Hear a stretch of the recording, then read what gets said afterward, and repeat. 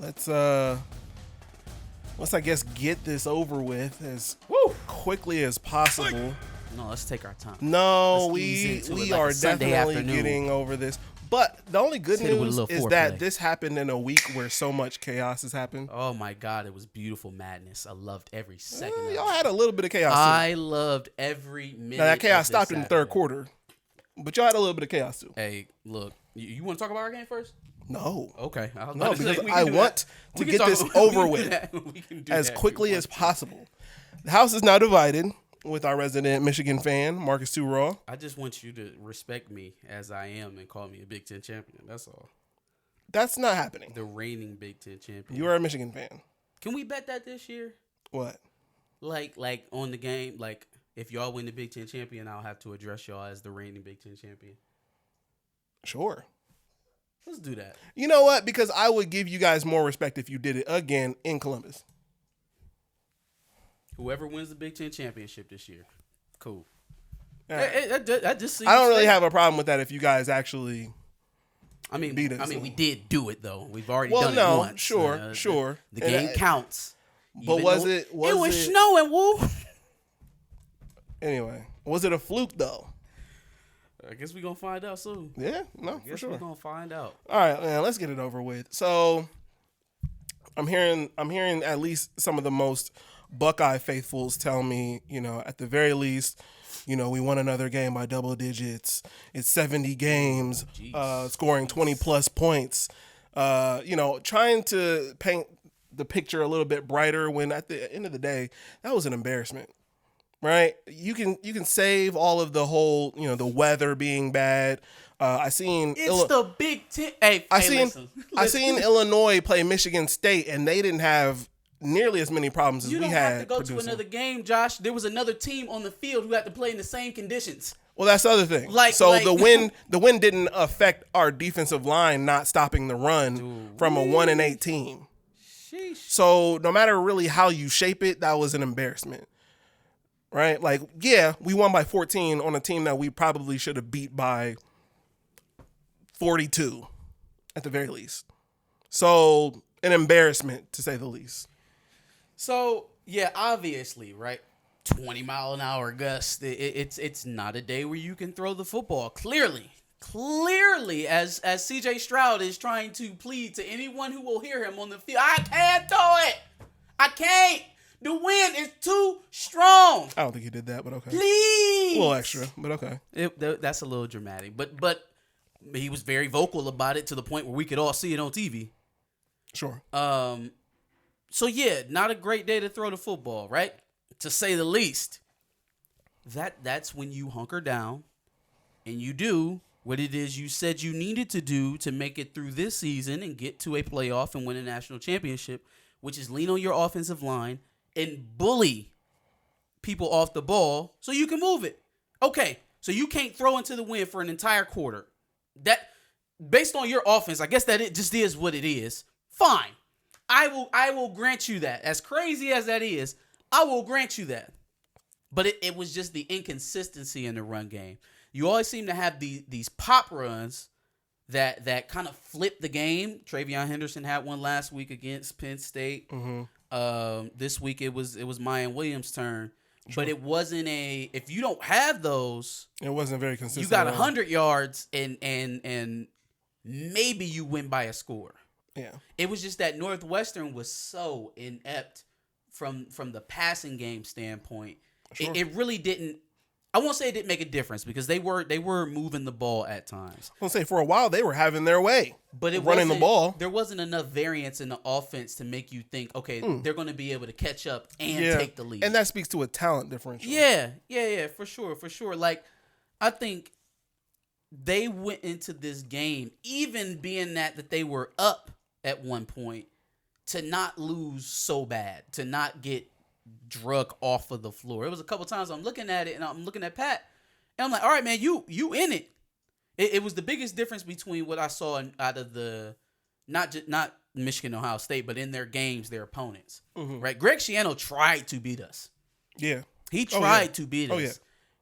Pat Fitzgerald felt like, I mean, my guy, you got 50 seconds at the end of the half. They've you had taken the lead at that point, right? It was 14-7. Get a You're field kneeing. goal, maybe? Yeah, no, you're you're taking knee. No, he's playing not to get destroyed. He wasn't playing to win, which he may not have been able to. Mm-hmm. You know what I mean? Like, it's been a QB carousel over there. Once Sullivan went out, they bring back in Helinski in his first pass. Pick heirs of Iowa with Petras and Padilla. Mm-hmm. So I just feel like for Ohio State, the biggest points of concern on the defensive side is that they were able to move the ball. Mm-hmm. They were able to get into some advantageous positions. They just didn't have the guys. They didn't have the horses outside. And they didn't have the quarterback to compound that, to follow up on it. That would have been the next step, is to hit something over the middle, hit something down the field, because now they have to commit to the run. And it never came that way. Your boy CJ, hey, I swear to God, if Lincoln Riley was already out in Southern California when it was time for him to commit, he would have been there. All right. No, for real, bro. It's the Big Ten. We play football in the Midwest, fam. Like, you've been here long enough, you know that. Where you live, here, Columbus, Ohio, is going to be terrible weather. Like, I see you with your fingers crossed, begging that you get one of them weird late November 65-degree days, perfectly sunny with no overcast. But the chances, fam, you are keyed up for one of those horrible weather games at least once a year. For every team in this conference. It's not an excuse.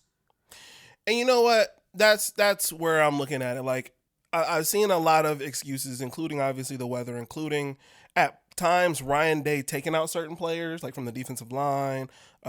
Trey, I don't think, has an injury, so he didn't play. I guess he sat him out for the game. But like, at the end of the day, this is a 1-7 Northwestern team. None of that should matter. Should be able to bully them off the ball, up and down the field. And if we can't do that against Northwestern, that's going to be a key thing to beating Michigan. So there is not a probability of odds at a sports book that could entice me enough to bet that C.J. Stroud would have more rushing yards than he'd have passing against anybody in any conditions. I agree. So yeah, similarly to what we were talking about last week with Michigan and the red zone woes, passing in inclement weather, I guess, or just a level of consistency with the run game when your passing game isn't doing what it usually does. I can forgive a 54-10 win against Iowa, a top-ranked defense. Well, because you turned it on and you separated. And I can also forgive that against Penn State, being that they're a ranked Penn State team, and out of nowhere, it seems like we were a completely different team. That seemingly never happened, and this was against a 1-7 Northwestern team. Yeah. What is this Dr. Jekyll, Mr. Hyde game we're playing? You cannot just depend on sneezing 21 points out of your butthole every game when you need it. Never like that in the first place. It's just not. That is not how football works. You cannot count on a barrage of favorable plays, 50-50 plays going your way. I never liked that in the first place, but I'm going to be honest with you. I started to drink the Kool-Aid a little bit. In those last couple games. But looking at this, I can't make an excuse for it. It was just embarrassing. Look, I never really felt, even when we got to halftime and you had retaken the lead, I never felt like Northwestern was going to beat y'all. Because it didn't feel like Pat was playing to win the game. But it has less to do with Northwestern and more to do with Michigan, Big Ten championship playoffs. That's what I was getting ready to say. Like, we was getting ready to we were on the heels of us just now saying, oh, okay, Ohio State, Michigan, two most consistent teams in the country. And this week, somebody didn't hold up their end of the bargain. Now, it may still end up working in their favor based on what the committee said last week with all the carnage that happened this weekend, and even instead. Like, I don't. Georgia is probably the only team that I would take over either one of those teams, Michigan and me or Ohio State. Who else? Nobody. Who else? Nobody. Who else? You tried your best. You tried your damnedest to prop up Clemson, and they went and lost to a team that I don't believe you even had ranked in your top 25. Was Notre Dame ranked? No. Ranked. You didn't even rank Notre Dame in your top 25, and yet your number 4 team in the country got embarrassed. Almost got shut out. Look at Dabo. Klubnik. It's never the offense. It's never the play calling. It's the quarterback. Mm-hmm. That's his MO. Yeah. He needs a scapegoat. Yep. Yet no shit, DJ's your guy. We know he's your guy. How about you dial it up for him? But when the offense isn't working, he needs an out. Oh, well, quarterback switcheroo. And it didn't work for him this time. Mm-hmm. Went right back to the guy. It may just not be the guy. It could just be the offense. Yeah. And that's the only thing I can contend is that, like I said, we sucked. But Tennessee, well, we were off your suck fest. Go sulk. Well, I was just going to say we sucked in a week where a lot of people... there was an opportunity. Yeah, for sure. This was an opportunity to separate. It's like the only plus. Tennessee against Bama, right? Like Tennessee against Georgia. Where did the offense go for like 3 quarters? Yeah. I mean, they looked at shell shock. This shell shock can look this season. They made Georgia look perfect again. Look like world beaters. Yeah. All of a sudden, Georgia is and they deserve it. Sure. Because they did it against who the committee said was the number 1 team in the. They've beaten all these teams and they've done this, they've done that, and even at that point, you can't really take too much away from them because they did what they had to do. Mm-hmm. The games matter, though. The games, how you look in the games. I'm gonna save the rest of this for the end when we talk out of conference. I know we got some more Big Ten games to get to. Michigan State beating Illinois 23-15. Fam, man, what the hell happened? I don't Illinois, what the hell? You were supposed to stomp a mud hole to the center of the earth in Michigan State. Yeah. 8 players down. They're already garbage as it is. Man, that one hurt. I really wish I would have seen the game because from what the stats are telling me, they should have won the game. Like turnovers. Peyton Thorne didn't have a great game. Jalen Berger didn't have a great game. Tommy DeVito and Chase Brown ended up having decent games. So like, it was just very timely. I caught the end of it, and they got big plays when they needed it from Jaden Reed, from Peyton Thorne, from Jaden Berger. They like that. That's literally was the difference in the game. Mm-hmm. Was the fact that they were able to make plays where Illinois wasn't. Yeah, they weren't able to convert on some 4th downs late in that game. Had a fumble while they were driving at the end of the game with a chance to tie. Like they just didn't make the plays. They didn't execute at a level that you would want a potential division champion to be playing at. And honestly, that's another reason why I feel like we're going to get screwed in these rankings is because the only other potential threat other than Ohio State on our schedule, according to the committee, was Illinois. So now Illinois was already ranked at the back half of the top 25, 16, I believe. Penn State was 16. Do they Illinois survive? was 14. Do they survive into the next week? Who knows? Yeah. We're dealing with the kangaroo court over here, so it's a lot of variance. That was a really tough one. I mean, look, okay, is this fool's gold or is this Mel Tucker? So now this is 4 wins for him versus top 25 opponents on the road. 2 of those being Michigan, or 1 of those being Michigan. Is it fool? I mean, look, the man is down. Right, he was already dealing with a bad team, and now with the suspensions dealing from last week's situation, it wasn't a very good, a good proposal for him going into this game, going against one of the best teams in the conference. What I'm kind of reading from it is that maybe the cancer was removed. Maybe they got the negatives out of that program that were dragging it down in the first place. Because you come out with a performance like that versus a better team, and Illinois is a better team. Oh, for sure. Than Michigan State. They have been the entire season. They weren't on Saturday, but they are a better team. that just tells me that maybe, not that anything good is coming of the situation, but maybe that situation allowed them to remove the parts of that program that were holding them back. Could be. Very well possible. So we'll see going forward if they can make a bowl game. Yeah. Well, no, hold your horses now. I don't think that's in the cards for them this year either way. I think the because it's a legal matter now, I think the conference has to put some kind of postseason ban on Michigan State. I mean, it makes sense, right? Because first of all, they're already trending to not go to a bowl as it is, so it would be the easiest thing in the world is to say, all right, no. Yeah. For this one season, because you can't have an assault in one of your stadiums if you're the Big Ten Conference, and then have a legal matter brought from one of the kids' one of the kids' parents from Tom Mars of all people. That name sounds familiar. That was the lawyer that helped Shea Patterson get his immediate eligibility before the portal was immediate eligibility. It actually became immediate eligibility because of Tom Mars whooping the NCAA's ass. Mm-hmm. So they hire him, and now they're looking for somebody to be culpable. Well, they ain't just gonna go after the kid's family. They ain't got no money. That's a culpability. That's a responsibility play. If they're hiring Tom Mars, they want some bread. Mm-hmm. So you best believe Michigan State, the Big Ten Conference, are going to be at very least asked to conform in some kind of way because he sustained a injury off the field in the tunnel. Yeah, I think a postseason ban is probably likely in some way, whether it's this year or next year. It's probably likely because it's raised to this height for Michigan State.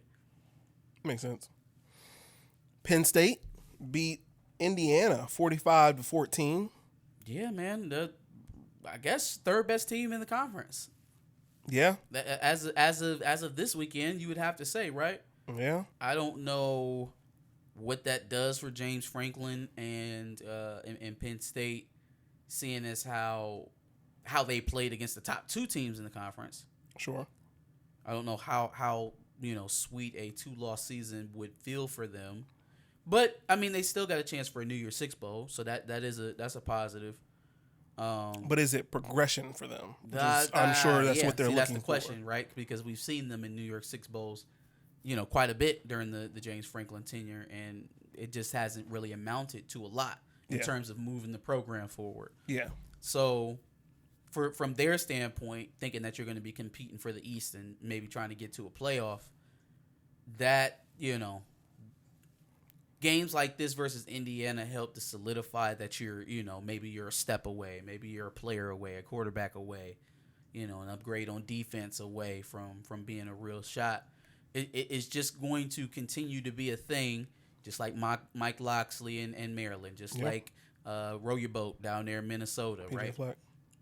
It just like it was with Harbaugh before 2021. Are you going to ascend or not? Yeah. 10-win seasons are great.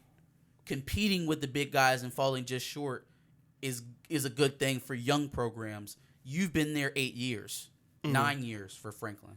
Mm-hmm. When is it going to happen? Yeah, you're having these big wins against teams like Auburn and 3-6 Indiana, but it's like when it comes to the big games, you're not showing up. Bill O'Brien was beating those guys. Yeah. Yeah. Hopefully they don't figure it out, but but for their sake, I'm sure they want to figure that out. Wisconsin beat Maryland 23-10. Damn, that one hurt because I was actually rooting for Loxley to get that dub, man. As you should. That'd make your win against them a little bit better. Yeah, well, not even just that. I was expecting for Maryland to take some of those next steps, and they've won some games that they weren't supposed to, but then you drop some ones that you think, all right, this is one of those attitude-setting wins. This is one of those statement wins. Like, hey, we're going to be a thorn in your side for years to come. And when you go out versus a team that's trying to make their way back to, even above 500 like Wisconsin, you got to hold those guys down, man.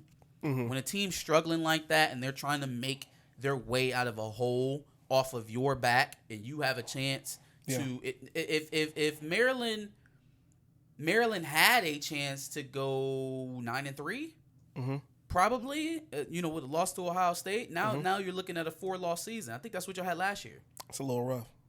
Is Talia a junior? Talia may be going to the draft, man. That's my point. Yeah, so you're losing the guy, and then you're getting Billy Edwards Jr. They like what they got in Edwards. I think they like what they have in him in terms of being able to run the offense. Now he's not going to be the prolific passer that Talia is, at least not to start. You're talking semi-consistent 400-yard games out of this kid. Yeah, when he's at his best. You got to win these games, man. Yeah. You can't let these ones go to the wayside. This is a 500 ball club. They were 4-4. Mm-hmm. You're 6-2. Yeah, this is a down year for Wisconsin. Even and it's an up year for you. Road, yeah, even though it's on the road, even though, Wisconsin, the offensive line, Graham Mertz has been playing a little bit better in these last couple of weeks. It all is what it is, but you have to beat good teams.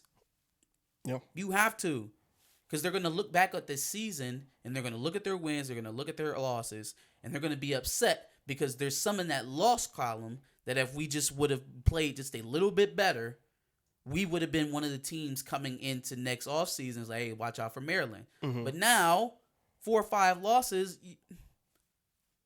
we're going to be talking about your coach more than the team. Yeah. 8-win seasons in year 1 to 4, great. Year 4 to 8, 8-game seasons don't taste as sweet. Mm-hmm. You've already had that level of success. You want to be talked about in playoff contention. You want to be talked about in the race in the last 4 weeks of the season for the Big Ten East. You want to be talked about in the college football playoff committees. That's what you want to be talked about.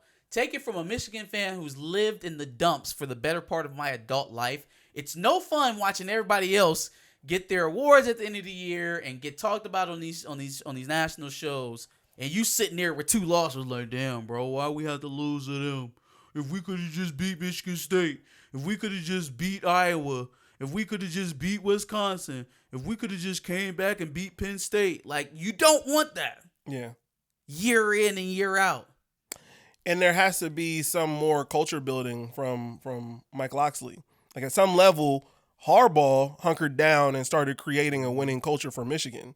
So it's up to Locksley to do the same thing for Maryland. And it's not even like it happened out of nowhere, right? We talking about a team just like we talking about with Maryland, just like we talking about with Penn State, just like we talking about with Minnesota, hovering around 9 to 10 wins a year. That's good in anybody else's conference except for the Big Ten, because you got guys at the very top, or at least a program for the better part of this last decade that is in the playoff every year, it seems like.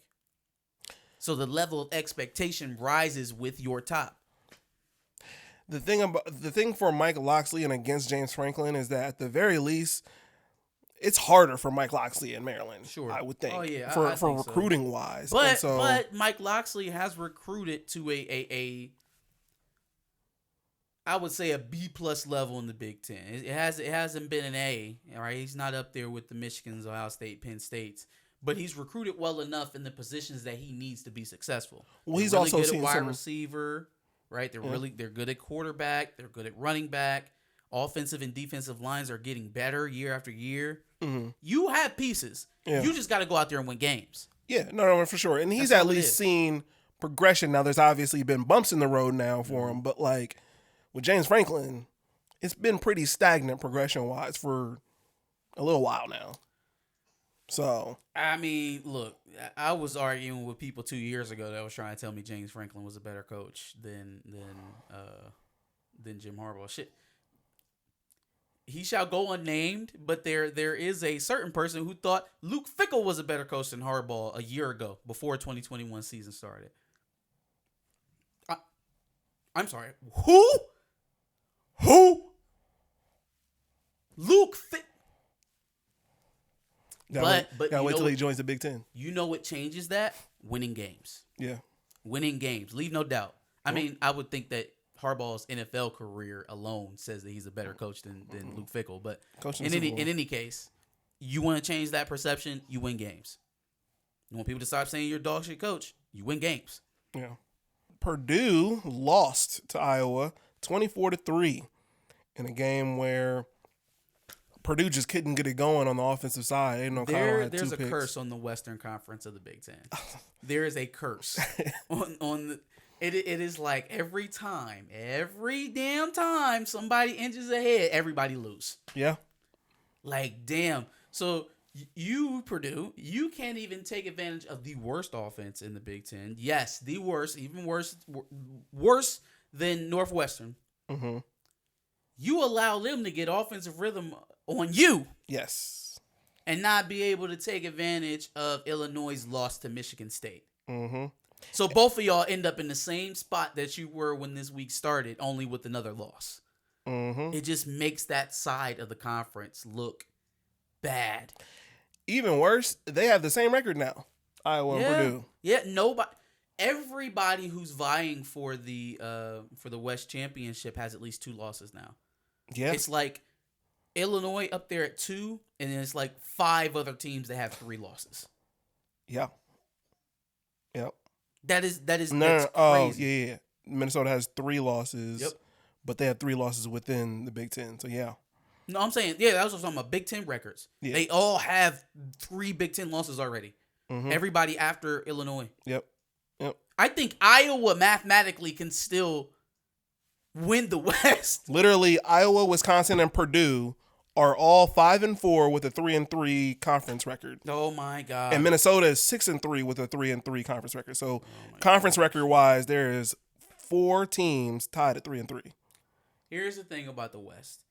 We realize now that if we are going to continue to do this formatting where we're basing the playoff seeding based off of rankings, right? Not a poll, but a group of people determining a ranking objectively, right? Then we know that they will never respect the Big Ten West champion until they win one. Mm-hmm. Until they win a Big Ten champion. Yeah. They're not going to rank the teams over there. They're not going to count the W's you have against teams over there. They had to rank Illinois a measly 16 because they were 7-1. They hadn't really played a lot of people. 7-1? 7-1. Right? So they had to. They were forced to because of their record. But they didn't want to. They showed it. They were LSU 5-2, number 10. Yeah. Illinois 7-1, 16. Well, they were ranked behind 2-loss Penn State. So, do the games matter or not? Do the records matter? What matters? Again, we'll leave the playoff talk. Minnesota beat Nebraska 20-13 after being down 10-0 in the half. Didn't really watch much of this game.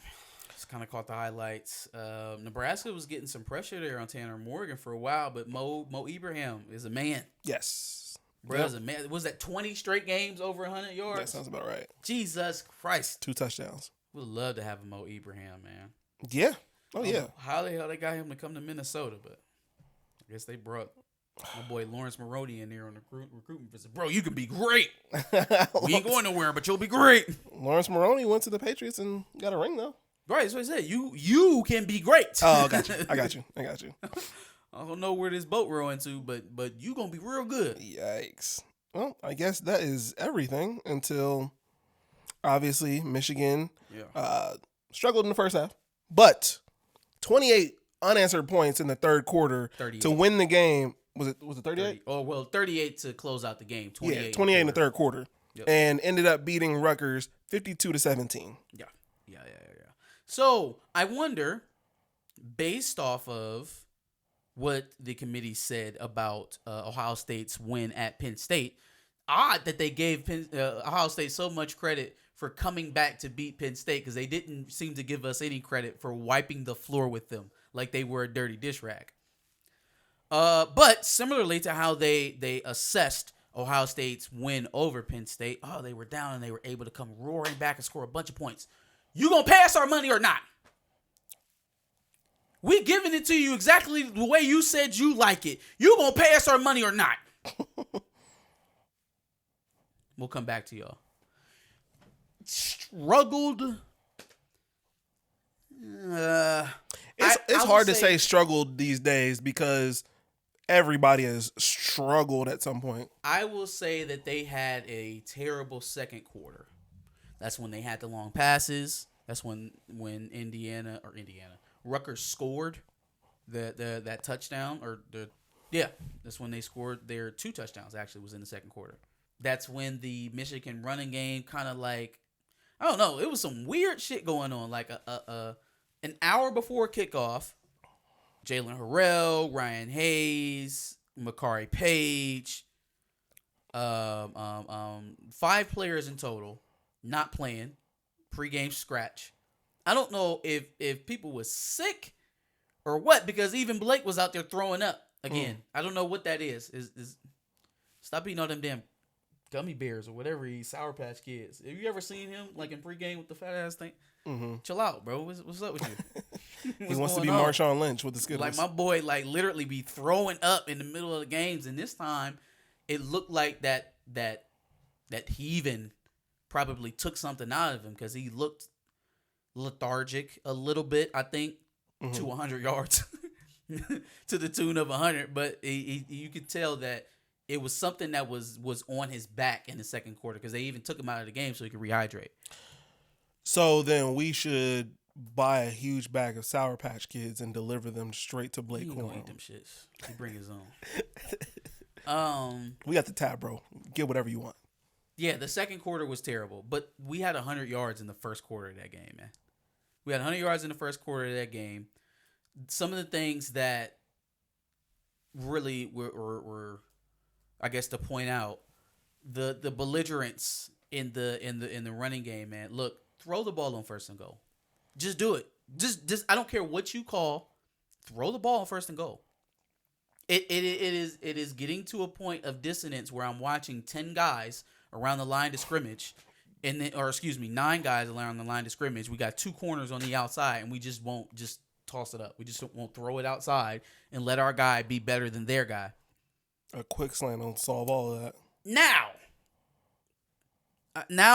you know who I'm getting ready to talk to? I'm going to talk to the part of our fan base that's we don't get the ball to the receivers enough, and they're going to leave, and we need to throw the ball more, all the way to a 9-0 record, right? I'm going to give y'all a little bit of credence, but it's not going to be the medicine that you want. Them same receivers that y'all want to throw the ball to 35, 40 times a game, you got to catch the damn ball. Andrew Anthony, Ronnie Bell, Luke Schoonmaker, all had drops. A couple of y'all had... Oh, Cornelius Johnson. Fam, I know you a senior, and that's probably what's getting you, to hold on to that starting X spot. But, boy, if I was this receivers coach, you would not be playing. You wouldn't be playing. You too old. You've played too much football to make some of the bonehead plays that you make. Andrew Anthony would be starting over you if I was the coach. That's just my opinion. Too old to be making the type of bonehead plays that he makes. Right? This is back-to-back weeks that we have these egregious drops that stall out drives. I don't care that he caught the quick slant in the back of the end zone. Good for JJ. That he got to throw the ball into the end zone on the goal line.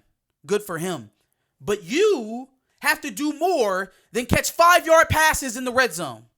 And to be quite frank, and I know they ask for the receivers to do this a lot in our offense, but you got to do more than block to be a starting wide receiver, bro. To be a starting X, you have to do more than just block. I need more. Because even while Ronnie Bell's out here dropping passes too, at least he had 4 or 5 catches. At least he's affecting the game. You are just out there using space sometimes, bro. You're a senior. You're supposed to be one of our leaders. If we can't depend on you to go out there and catch the ball consistently, there really is no point to throw the ball 35, 40 times a game. There's no point. If your senior leader can't go out there and make a 5-yard hitch play to move the chains and catch the ball, there's no point. I did like, though, that they were more purposeful in throwing the ball outside to the wide receivers this game, right? Like they came straight out the gate, 20-yard bomb to Ronnie Bell, and then they come back another 10-yard pickup from Andrew Anthony, like thrown outside. Like this is what we're gonna do. We're not gonna throw it to Scooney for 12 times this game. We're gonna throw the ball outside. Now they weren't successful with it. I don't think. Right, they didn't hit on a lot of those deep throws. Still, Andrell, we like I just said that I would start you. So then that probably means when you get a deep pass over the middle, you don't hold up on your route. You balls out because the guy throwing the ball is saying, you're fast as shit. I'm going to throw this as far as I possibly can. Now, probably not on a rope, JJ.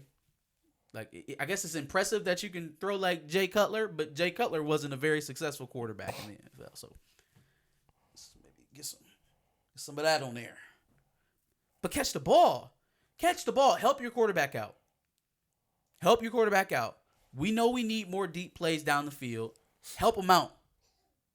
I like where we're at. And in a weekend where there was so much carnage, the who have you played, get the hell out of here with that stuff. We in week 10. Yeah. We going into week 10. Get out of here with that weak sauce. Who have you played is for people who got L's in they loss columns, or people with agendas who only want to see teams from their conferences in the playoff. Ugh. Facts. Get out of here. We too late in the season for that. We've played every team on our schedule, as have you. Some of y'all got some blemishes over there in the other column with the L on it. Gross. And some of us don't. That's what matters. That's what matters. What happens in the game matters. Not how many national championships you've been in the past. Not how many quarterbacks you've sent to the NFL. Not how popular your head coach is. That was a vanity ranking by Clemson in the top 4 last week. Mm-hmm. It was a vanity ranking, and it's embarrassing that they were even there in the first place, because I am in no way, shape, or form surprised that Notre Dame tapped that ass. They played the run well. They ran the ball well on their side. They controlled the clock. And they didn't allow DJ to have any freakish plays to pull Clemson back from the dead. You got blown out. Anybody who watched even 3 of your games this season could have saw that coming. How you play in the games matters. Whether or not you actually win the games matters. Alabama, that's an embarrassment. That's embarrassing that you ranked Alabama over TCU in spite of their loss, and then they come up and pick up loss number 2. And could lose again. The football gods looked at the college football rankings for the first week and gave them a resounding bird.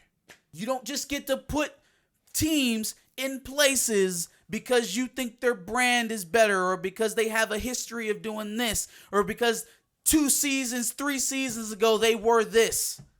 Rank accordingly. Watch the games. And if you can't humanly possible watch all the games, then find a more reasonable standard that you can apply to teams 1 through 25. Not, we're going to rank the top 10 and then we're going to break it off there and then we're going to rank the back half of the rankings separately, creating an incentive for you to rank teams that are already in your top 10 based off of who they played. You are literally creating a situation where it's advantageous for you to rank the teams in your top 10 have already played in the back half of your ranking, regardless of records, regardless of how they looked in said games, because you've already admitted to us that you don't watch them all.